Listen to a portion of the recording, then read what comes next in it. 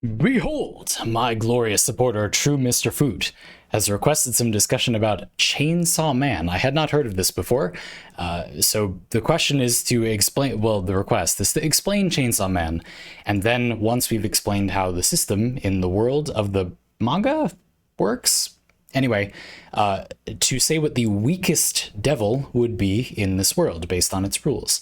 So let me explain what they are. Although, in short, just to ground you a little bit, the rules are that each devil is based on like a thing, an event or something abstract, and it's strong based on how much the thing is feared. So, for example, Mr.FOoT, you gave the example of like, if you're thinking, okay, well, the weakest devil is like water or something, drowning occurs. So, no, some people are afraid of water, right? Can we find something that no one is afraid of, or something that just an incredibly small number of people are afraid of, or people are afraid of, but just very, very little? They're like barely afraid of it. So we'll explain the rules. Chainsaw Man, True Mr.FOoT says, takes place in the late 90s, where the world is inhabited by demonic creatures known as devils. Each devil is based on a thing, event, or abstract concept. They could be a shark devil based on sharks, a lasagna devil based on lasagna, a Christmas devil, a World War II devil, an ocean devil, a flamethrower devil. You get the idea. The power of each devil generally depends on how much it, or the object, event, abstract concept it is based on, is feared around the world. By humans, then? Only?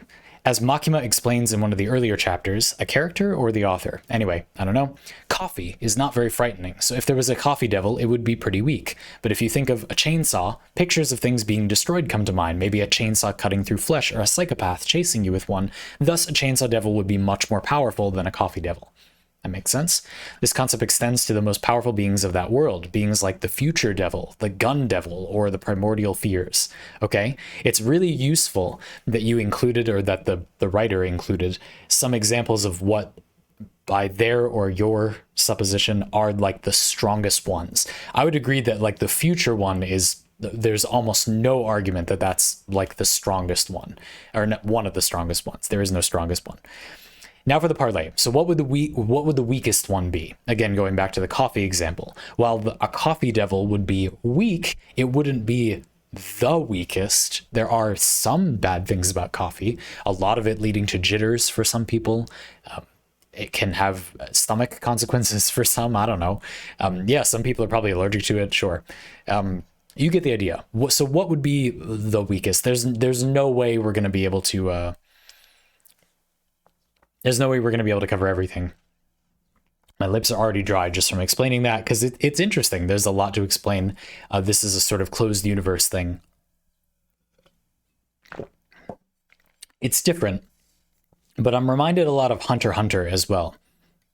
I'm reminded of, and I don't think this is a spoiler, because you only find out that this thing exists even when they explain it, that the Nen system in Hunter x Hunter allows you to place a restriction on yourself to make that an ability coming from that restriction more powerful. So for example, you might have an ability in Hunter x Hunter using Nen that lets you bind someone. Maybe it's like a whip or a chain that can bind someone and restrain them. If you put a restriction on when you can use that, like I can only use this against criminals, it gets stronger based on how much of a restriction it is. And you could add a consequence. You could say, if I violate this, I can't use the ability for a day. So that maybe makes it a little stronger. You say, if I violate this principle, I die. Then suddenly the binding ability is much stronger, because the consequence, the limitation, or the both that you're putting on yourself are meaningful. Somehow this reminds me of that, where there's never going to be like a strongest, like fear is such a complicated subjective thing to even define. So we're not going to worry too much about what, like, I mean, I'll try, but we're not going to be able to figure out what like the weakest devil would be. We're not going to somehow find a way to like prove that one of them is the weakest. That just doesn't, anyway, I mean, you could disagree, but I'm not going to do that. I'm deciding for us, we're not going to do that, but we'll try. We're just not going to get overly hung up on somehow proving that that is true. So let's actually start from the coffee one. So yeah, so coffee, some people, to me, I feel like the pitfall is that you can be afraid of almost anything. And so what we need is something that people are afraid of. We're not trying to we're not trying to look for something that people are not afraid of. We're trying to think of something that people are afraid of, but just not very much, if that makes sense. So let's see.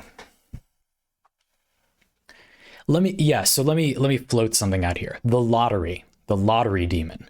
So this isn't like the gambling demon. That could be a thing. But the lottery is inherently a thing where most of the time, or like a scratch and play, I don't know what they're called, but like the little lottery things that you buy for like $1 or something. I've never gotten one of these, but you scratch them off. You see them in the trash a lot of the time because they're completely worthless. You scratch them off and then you can win money, but you never do.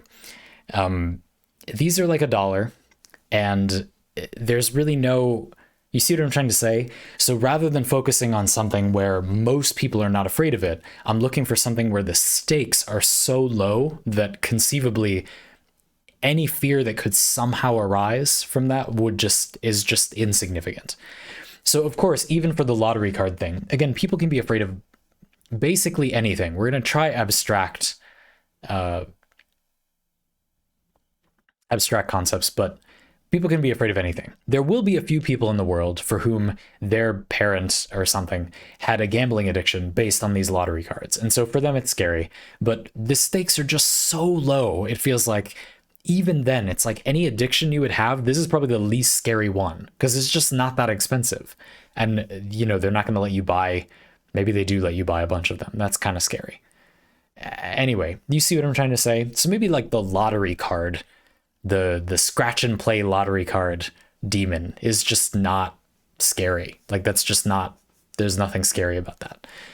Or, another thing about this that we might be able to work with is how it's what people think about it. So for example, a water demon could be quite scary. There are lots of scary things that involve water. Drowning, swimming, the unknown is quite related to water. You can't see the bottom kind of thing.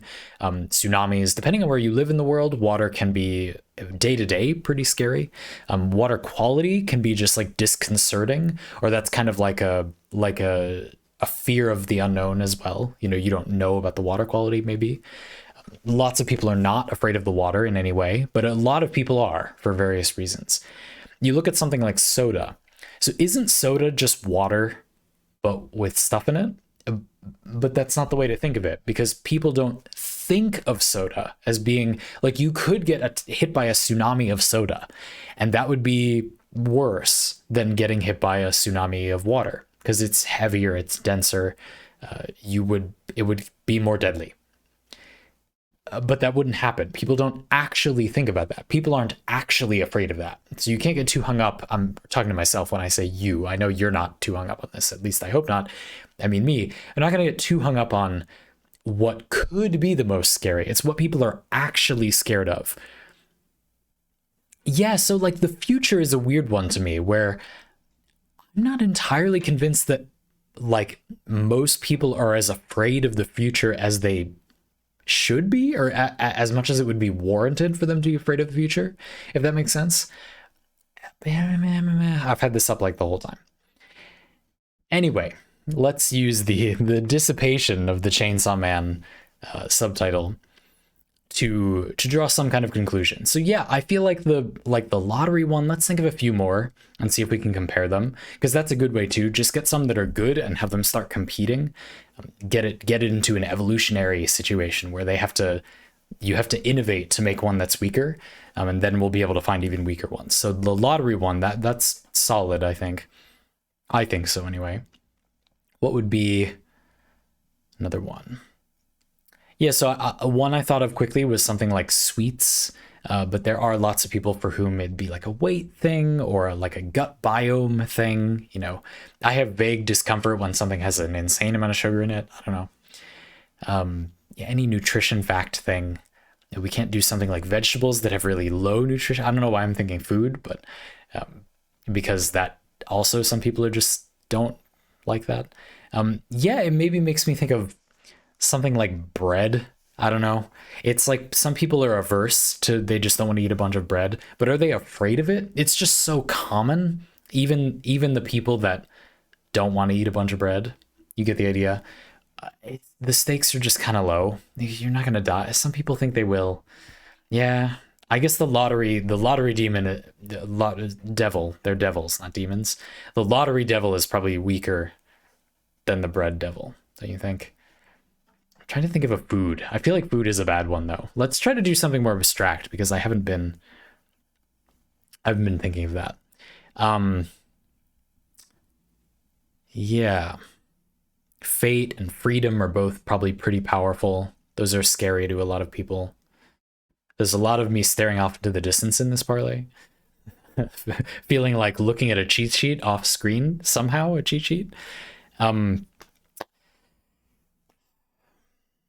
what's an abstract thing that is relatively unscary?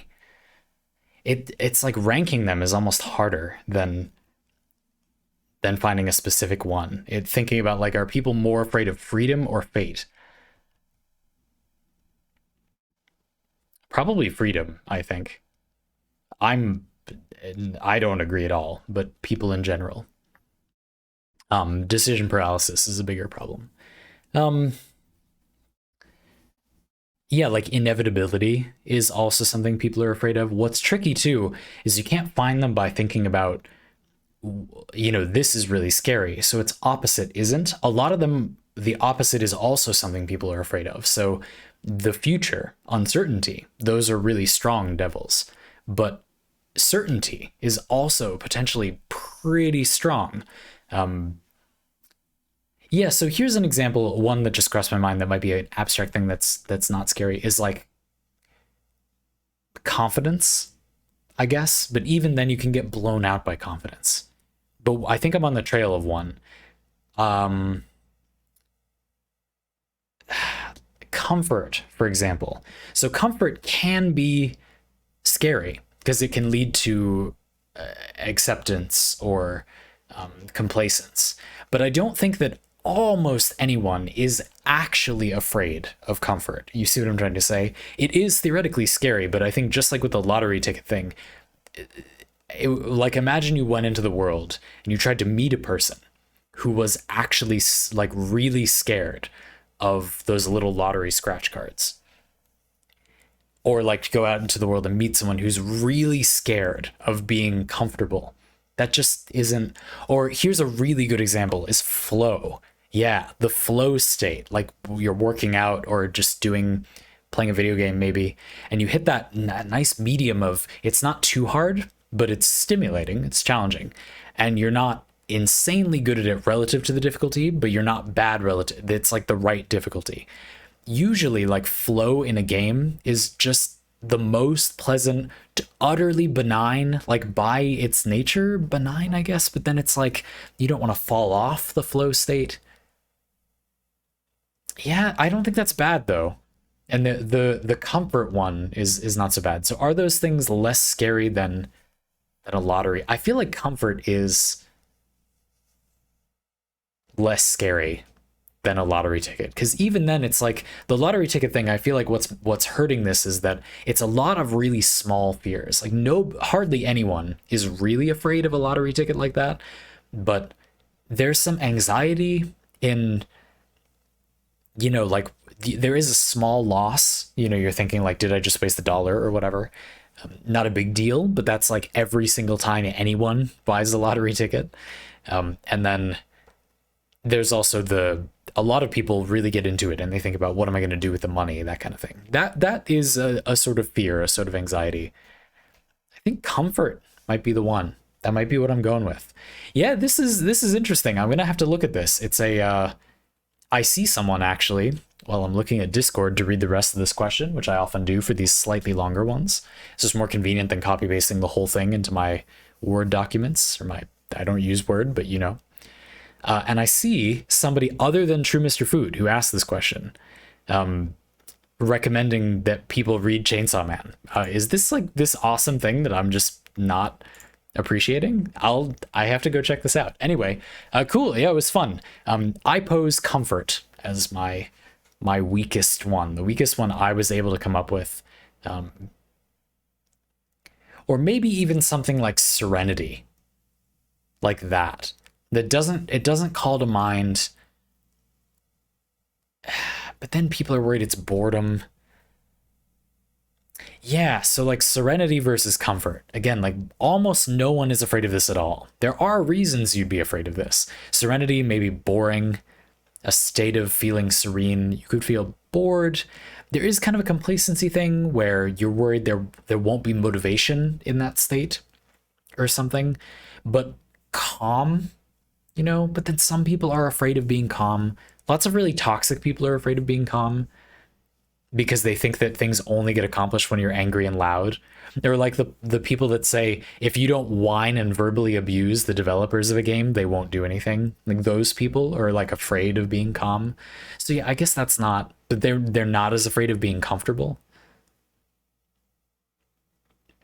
What do we do about this? Here's a closing thought.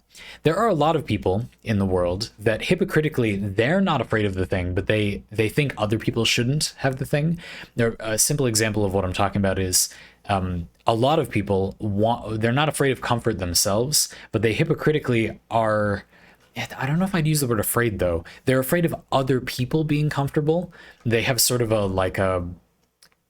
limited sum mentality where they not everybody can have it good, or maybe they have that toxic thing where they had it hard so they want other people to have it hard, but they don't need to have it hard anymore, that kind of thing, which is garbage. Like, by the way, like if you think that, get out. That's ridiculous. Like things should be better for everyone. You're not any better off for other people suffering. If that makes you feel better, you're a bad person.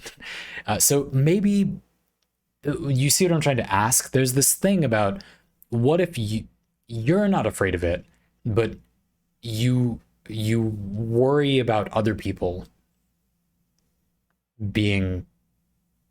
having it. I guess that's not being afraid of it though. That's just micromanaging people. That just makes the lack of control demon, a devil. I keep saying demon, really, really strong. Maybe that doesn't matter. Maybe that doesn't count. Does that count? Tell me if you think that counts. I think comfort is the one to go with. What you got? I'm sure people will have some way to beat that.